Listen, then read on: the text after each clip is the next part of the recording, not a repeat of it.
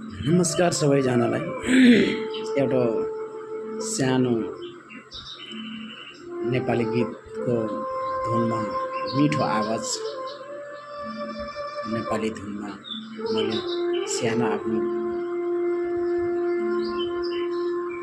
कहानी बताउन गइरहेको छु। मानिसहरू कस्तो ठाउँबाट कस्तो स्थितिबाट हैन कस्तो उसमा परिवर्तन हुन्छन्। मेरो बाबा पहिला दिल्लीमा जब गर्नुहुन्थ्यो।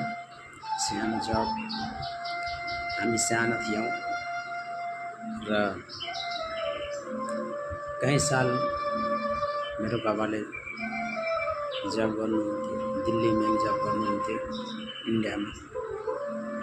र थुप्रै समय काम गर्दाखेरि उहाँले गाडीको टायर बन्ने कम्पनीमा चाहिँ उहाँले जब गर्नुहुन्थ्यो। जब गर्दै उहाँलाई टिबी भन्ने एउटा बिमारीले समाइदियो। अनि टिबी भन्ने बिमारीले समातेपछि घरमा फोन भयो, बात कुराकानी भयो र बाबालाई चाँडै नै चाँडै नेपाल बोलाएर मेरो बाबा नेपाल आउनुभयो। इलाज दबाई पानी नेपालमा दबाई पानी गरियो। दबाई पानी गर्दै 6 महिना लगातार दबाई खान पर्छ। चिन्ता गर्नेको कुनै विषय छैन भनेर भने 6 महिना मेरो बाबाले लगातार दबाई खानुभयो र ठिक पनि हुनुभयो।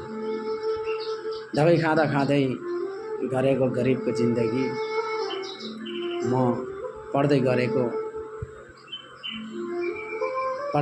पढ्दै आएको थिएँ।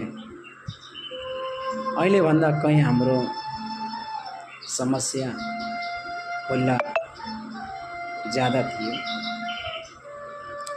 र म बाबा घर आएको भएर अब बाबा नै घरमा, सबैजना घरमा परदेशी जीवन हुन बाध्यता पर्यो मलाई।